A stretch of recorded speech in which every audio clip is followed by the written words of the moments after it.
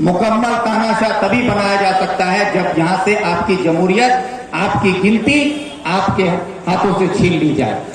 और ये उसी की साजिश है, इसलिए आपको हिंदू बनाया जा रहा है, किसी को मुसलमान बनाया जा रहा है, किसी को मंदिर के नाम पे लड़ाया जा रहा है, किसी को मस्जिद के नाम पे लड़ाया जा रहा है। ये जो मंदिर मस्जिद की लड़ाई है, हिंदू मुसलमान की लड़ाई है, हिंदुस्तान पाकिस्तान के नाम पर लड़ाई किया जा रही है। पटवारी की लड़ाई सिर्फ जमहूरियत को खत्म करने के लिए है। आपको इस बात को समझना होगा कि ना हमें हिंदू से कोई गिला है, ना मुसलमान से कोई शिकवा है।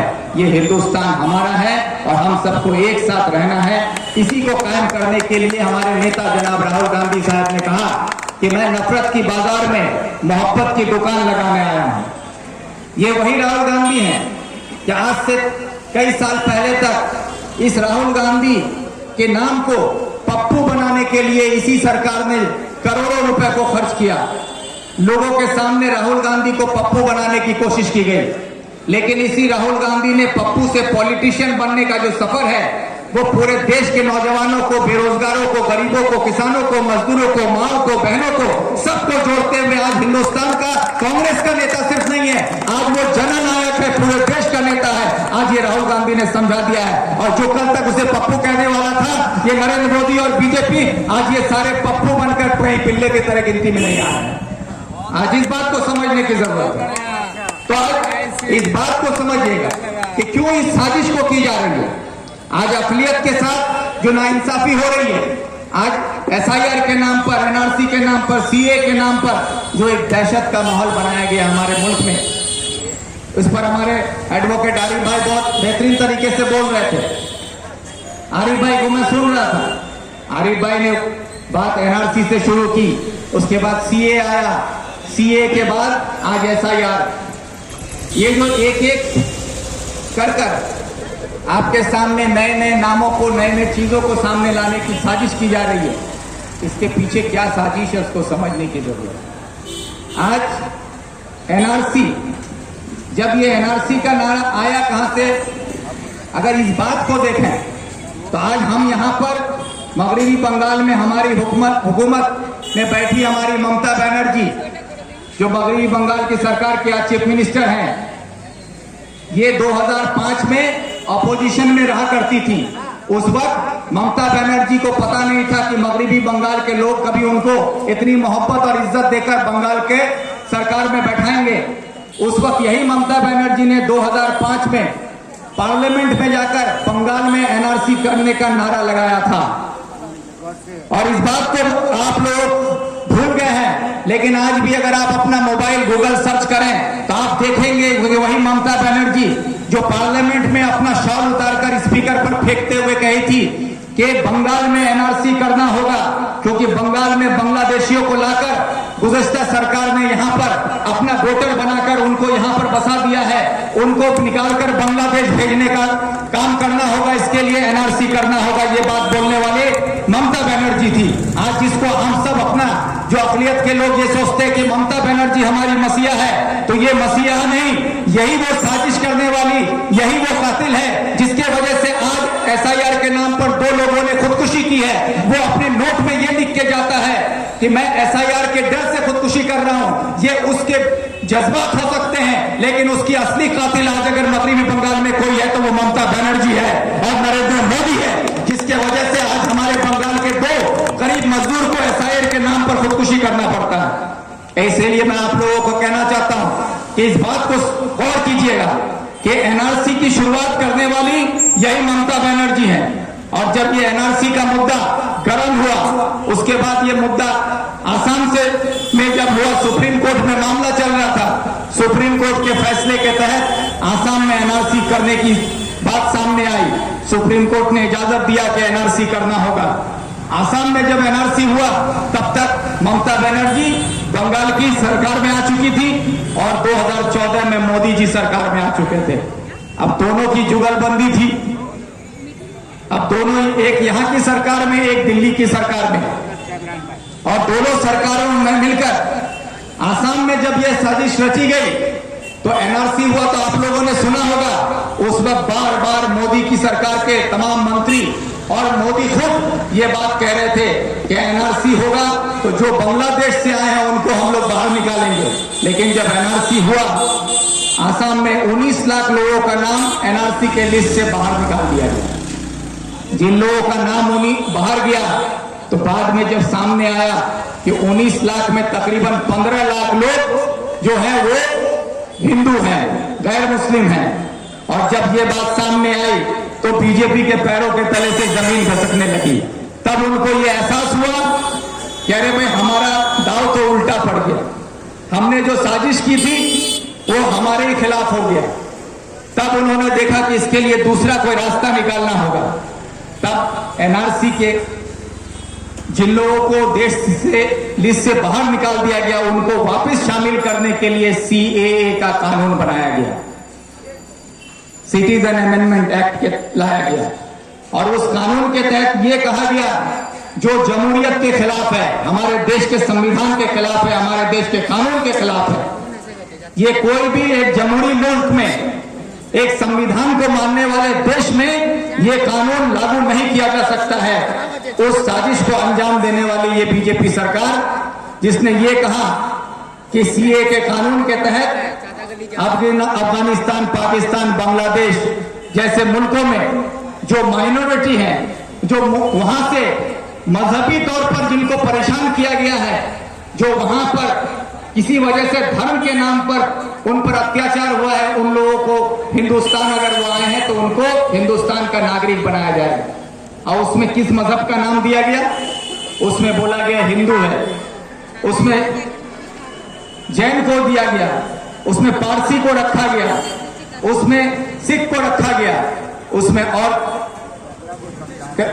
क्रिश्चियन को रखा गया, बुद्धिस्ट को रखा गया, इन लोगों को रखा गया, लेकिन मुसलमान का नाम नहीं रखा गया। जब ये मुसलमान का नाम उसमें शामिल नहीं हुआ तो ये सवाल मैं इसलिए उठाता हूं कि जब ये बात सामने आई थी तो उस वक्त भी ये सवाल मैंने किया था कि जब मुसलमान का नाम सीए के लिस्ट में नहीं रखा गया, इसमें पूरे हिंदुस्तान में बगावत हुई, तमाम तंजीमें इसके खिलाफ रास्ते पे उतरकर एहतजाज किया, लेकिन आप लोगों में से कोई भी यहां बता सकता है कि ममता बनर्जी जो मुसलमानों की मसीहा बनती हैं, जो अक़लियत के नाम पर वोट मांगती हैं, जो खुद को सर पे दुपट्टा डालकर 2 हाथ उठाकर तस्वीरें खिंचवाकर ये साबित करती हैं कि मैं मुसलमान हूं, जो ईद की नमाज में रेड रोड पे जाकर अपनी तकरीर रखने के लिए पहुंच जाती हैं, क्या उस ममता बनर्जी ने या उसके किसी भी एक मंत्री ने सड़क पर उतरकर सीए के कानून के खिलाफ ये एहतजाज किया था कि मुसलमान का नाम उसमें शामिल क्यों नहीं किया गया? उसमें शामिल करो, उसके लिए हाई कोर्ट से सुप्रीम कोर्ट में कहीं पर भी कोई केस दायर किया गया था कि सरकार की तरफ से? क्या ये सवाल नहीं है कि ममता की सरकार ने सीए में मुसलमानों का नाम क्यों नहीं रखा गया?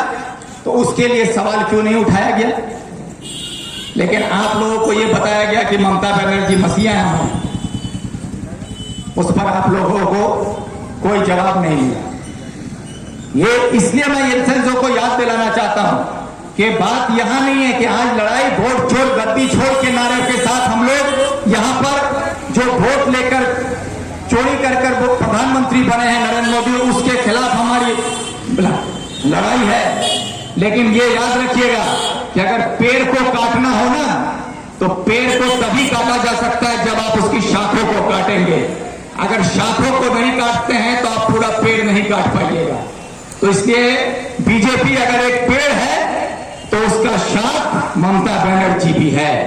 तो इसलिए इस टीएमसी जो वो शाख है उसके शाखों को भी काटना होगा, तभी जाकर आप पूरा पेड़ काट सकते हैं।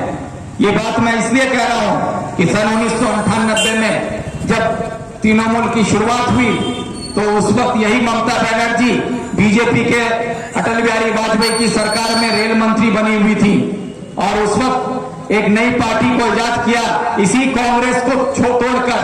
आज ममता बनर्जी ने कांग्रेस को तोड़कर जो टीएमसी बनाया गया, उस टीएमसी पार्टी में कांग्रेस का नाम शामिल रखा गया, ये भी एक साजिश के तहत। ताकि तृणमूल कांग्रेस, ये नाम के साथ कांग्रेसियों को जोड़ना आसान होगा अपने साथ। इसलिए इस साजिश को अंजाम देने के लिए, तृणमूल को बनाने में, इस नाम को देने में आरएसएस वालों का हाथ है। आरएसएस वालों ने ये नाम दिया था। और यहां तक कि तृणमूल पार्टी की जो रजिस्ट्रेशन जब हो रही थी, कि उसको पॉलिटिकल रजिस्ट्रेशन के लिए जब अप्लाई किया गया था, उसको किसी नेशनल पार्टी का एक प्रपोजल चाहिए था। तो उसके इसमें अगर सिग्नेचर आज भी गूगल में सर्च करेंगे तो तृणमूल पार्टी के लिए जो सिग्नेचर करने वाली पार्टी है वो बीजेपी है। बीजेपी पार्टी के सिग्नेचर से तृणमूल पार्टी बनी है।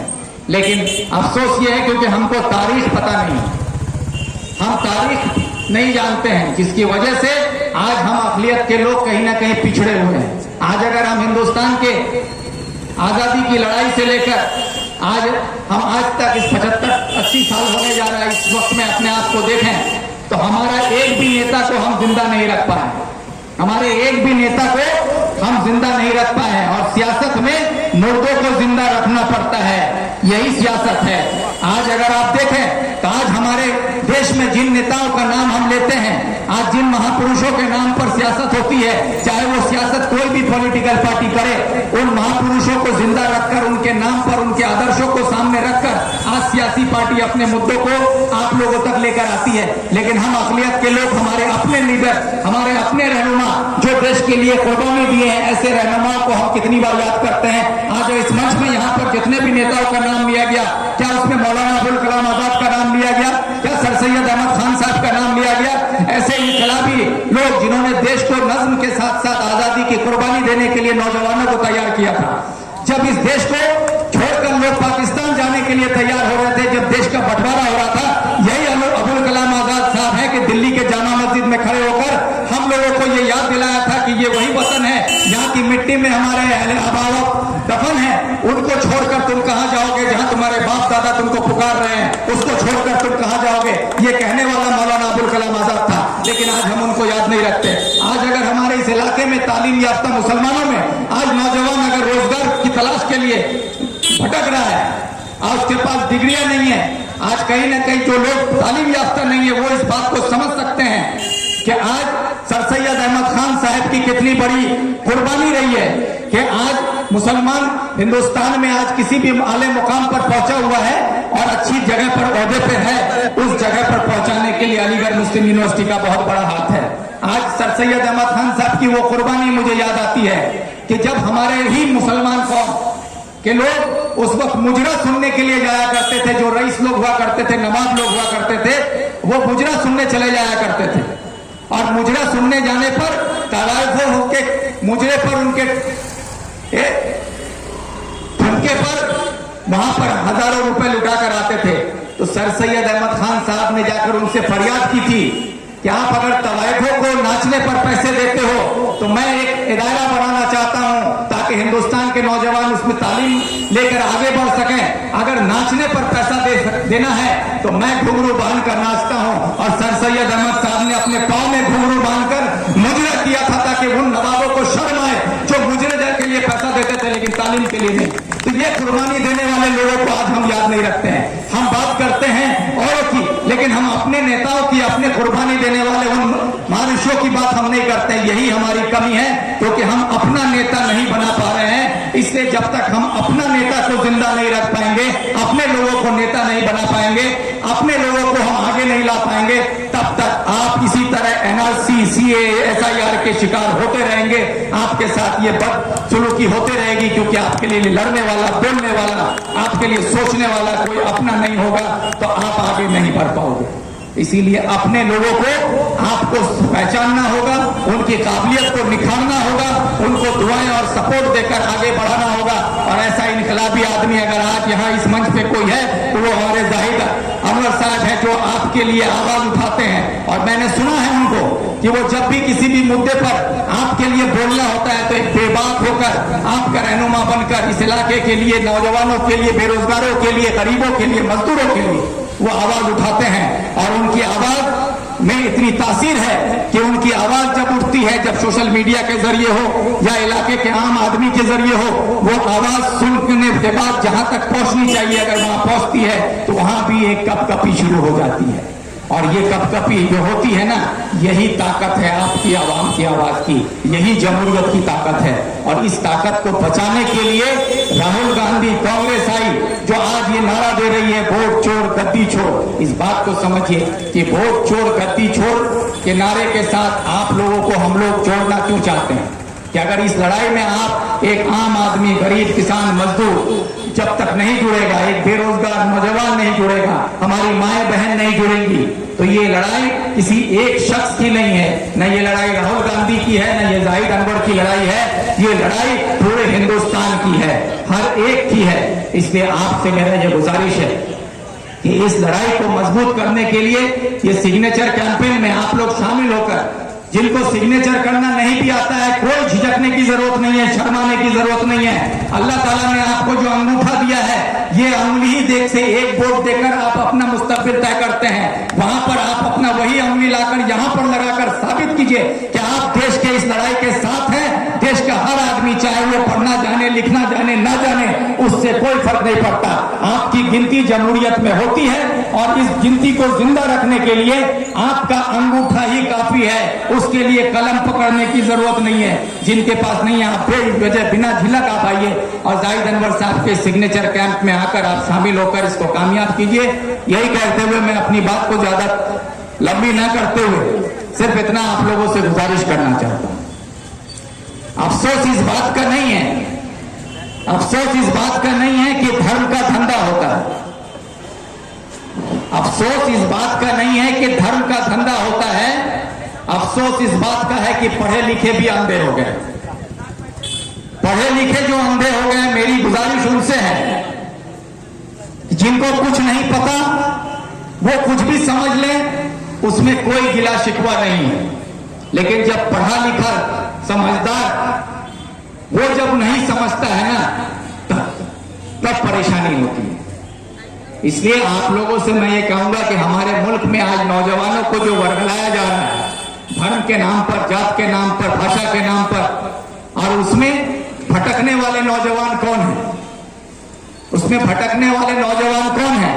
जब जय श्री राम का नारा लेकर सड़कों पर लोग उतरते हैं, जय श्री राम के नारे के साथ जगह जगह पर, और आप देखिएगा कि किसी तरह का दंगा फसाद होता है, मंदिर मस्जिद की लड़ाई होती है, तो उसमें अमित शाह का बेटा जय शाह नहीं होता है, अमित शाह का बेटा जय शाह नहीं होता है।